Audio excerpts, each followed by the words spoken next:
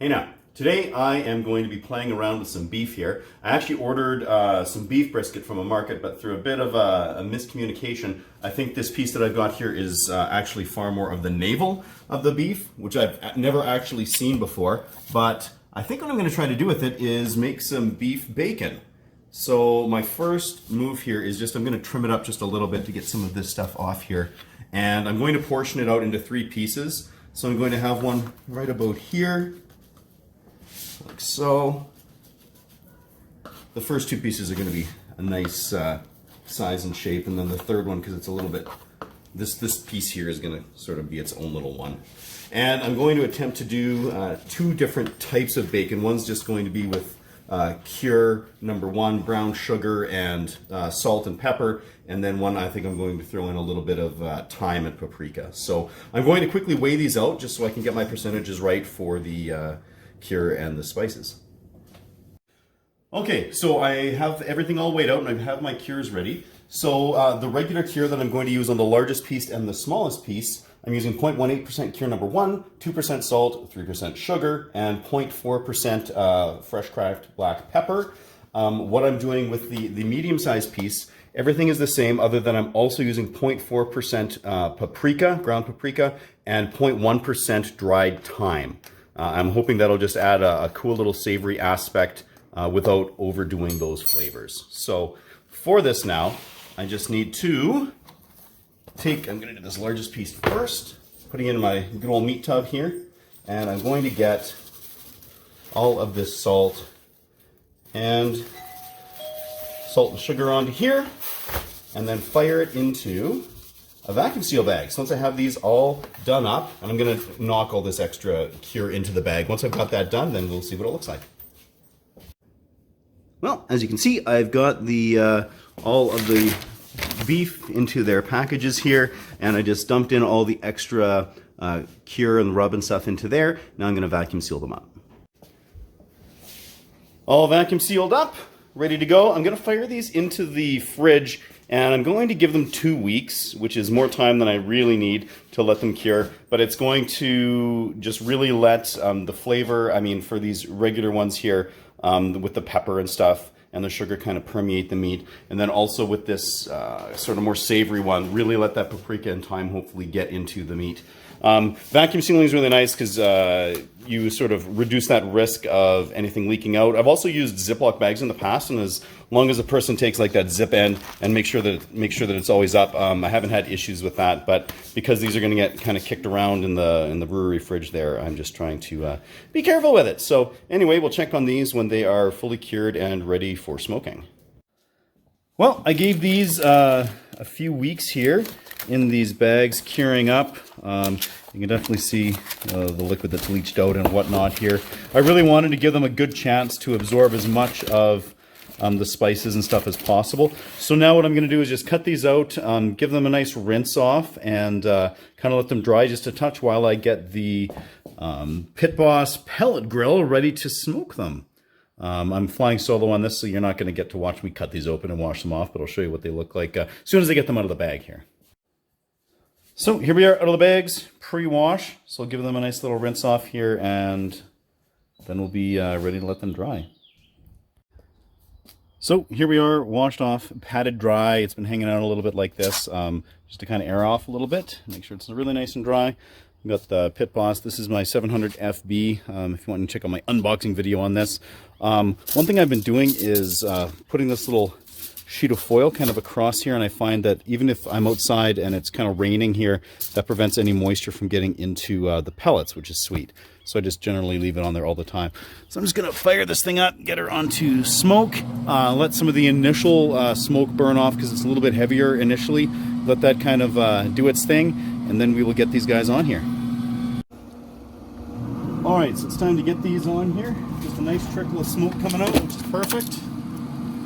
So I'm going to put that bad boy on there. Get the second chunk. And then lastly, the furthest away kind of from the heat, which should be right around the kind of colder part of the grill here, that thinnest piece. I'm just going to do that. I'm going to give these about 2 hours or so on just the regular smoke setting, and then afterwards, depending on what they look like, I might dial it up to like 200 or 250, something like that. So we'll let it go like that for now. Well, as you can see, there's a decent amount of nice smoke coming out of here, so I am extremely excited to see what this turns out like. Alright, we've had an hour and a half here, so I'm just going to crack this open. Woo! Look at those guys. They're taking on some nice color. That's awesome. I think what I'm going to do, I just want to throw in a bit of a probe here. Oh, this one's already making noises. So I'm just going to tuck this in, I think like so. Oh man, it doesn't want to go in. Let's go like this. I'll just get it right in there. And I'll do it on the smaller one here as well. These are looking beautiful. Hopefully they do not disappoint. I'm going to give it probably another half hour or so, and then we'll see what the internal temperature is of these, and then make a decision there for any possible increase of temperature in here. So 2 hours in, that thicker chunk of beef is at 88, and the thinner one, I don't know if you can see that, is reading at 104 degrees. So let's just take a little peek here. Got some beautiful color on them. I think what I'm going to do now, just to expedite this and kind of finish them off, is I'm going to just get the temperature. I'm going to set it to 200 for now and check on them in about an hour and look at the temperatures and stuff and see if I want to increase it a little bit further. So we'll do that for now. So this is 45 minutes after we increased that temperature up. This small one here is at 142 Fahrenheit, so it's kind of nearing the end. I want to cut her off at about 150, so I'm just going to keep a close eye on that. The one here in the middle, this big one, is sitting at 115. So as soon as the small one's good to go, I'll pull it off and get that probe into the slightly thinner one that's over here. So yeah, let her keep going for a bit. Well, we are down to one piece of the beef left on the grill there. Both of these guys here are at 150. This one when I came out was actually 156, and this is at 151. So I'm just going to let these guys kind of air off a little bit here, while this other one, which is sitting at 138, yeah, once that one's done, then we'll take them all inside. Oh yeah, so we just hit like 151 to 153 somewhere there with this bad boy. That means they are all done. So I'm just going to get them onto this. So I'm going to get these guys into the fridge and let them off gas overnight, and then tomorrow they can be chilled down even further and sliced up and packaged. Good times. Alright, so here we are the next day. You can see I got a little impatient. I just sliced into this one here just to see what it looks like. I'm extremely excited to slice this up. So I'm just going to do that here right now. I have that co-slicer. Here. Just fire it up, try and determine a thickness that would be nice for this. Let's see. Yeah, I think that's probably a pretty decent thickness. I just got this on the number 2 setting on it. Run some of these off here. Oh man.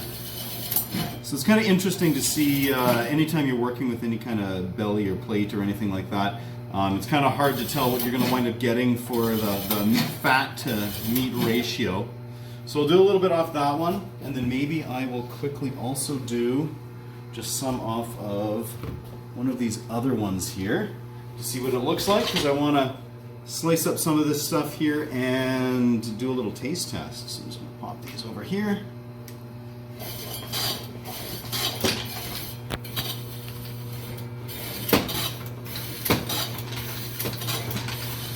Okay, there we go. Let's turn that off. Bring these over here.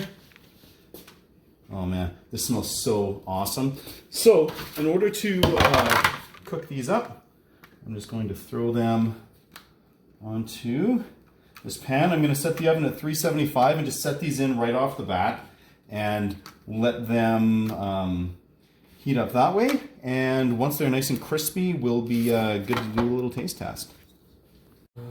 So while that's heating up, I'm just quickly slicing up all the rest of this. You can see here that I've got a big fat pile of the beef bacon set up there. And once I have my tasters. I can get the stuff all packaged up, vacuum sealed, and in the freezer. We've been at 375 now for about 5 minutes, and as you can see, this bacon's looking pretty done. So I'm going to just pull this out and let it cool for a couple of minutes here, and it is time to give her a taste. All right, so what I've got here, so this is one of those pieces that I showed in the video when I was actually throwing it on the pan, which looked quite a bit fattier before, but as you can see, a lot of that just kind of melted out. This piece here was a piece that was more like one of these right here, that was nicer, had a little bit more kind of meat going on, so I thought I would throw those on really quickly as well, and now it is time for the taste test.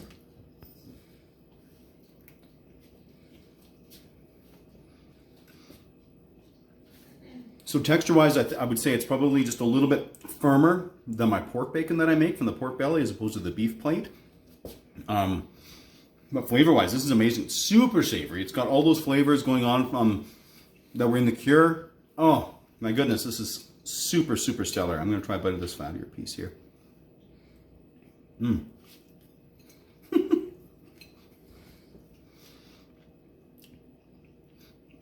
This is amazing. Okay, before I light into all of this stuff, I'm going to get it packaged up here, or I'm going to hit some sort of a bacon coma. All right, so I will mention, I was so excited there, I forgot to talk to you about the little side-by-side that we were doing there. I think out of the two, so I really enjoyed the flavors of both of them. I think the one, though, that had the paprika and the thyme was just a little bit better, almost a little bit more rounded out in its flavor, if that kind of makes sense. The paprika and the thyme both go so beautifully with the beef that I would highly recommend trying that if you're going to go ahead with this recipe at all. It was just absolutely amazing. So now it's time to package. And there we have it, all nicely packaged up. So what I wound up with was 7 packages that I kind of consider like fairly primo packages. Beautiful, and I kind of took the time to kind of lay them out really nicely just using parchment paper and then sliding it in. 4 packages of this that were just kind of like shorter pieces, but it's still really good bacon. 1 pack that's basically all just meat. That was coming off one of those pieces there, and this is going to, I'll treat it kind of just like back bacon or Canadian bacon for my American friends there. And then a few packages of, actually 4 packages of beef bacon ends and like really quite fattier pieces, and I'm just going to use that for anytime I'm doing fresh ground burgers. A lot of the time I'll do this exact same thing and really cull my pork bacon when I make it and save the fattier stuff to mix in with like lean beef. I'll do the same thing with these 4 packages and just have like all beef burgers that also have like a decent amount of fat and saltiness to them. And then just one little package here of kind of some offcuts here that I'm going to use on a pizza for tomorrow night, actually. So really excited about those. Didn't bother to vacuum seal them. So anyway, you know what? I highly recommend this. This was a super happy accident considering I didn't expect to be getting a beef plate, nor was I expecting to make bacon when I was at the butcher. However, I'm super excited about this and will definitely be repeating it. So yeah, folks, till next time, keep it at 11.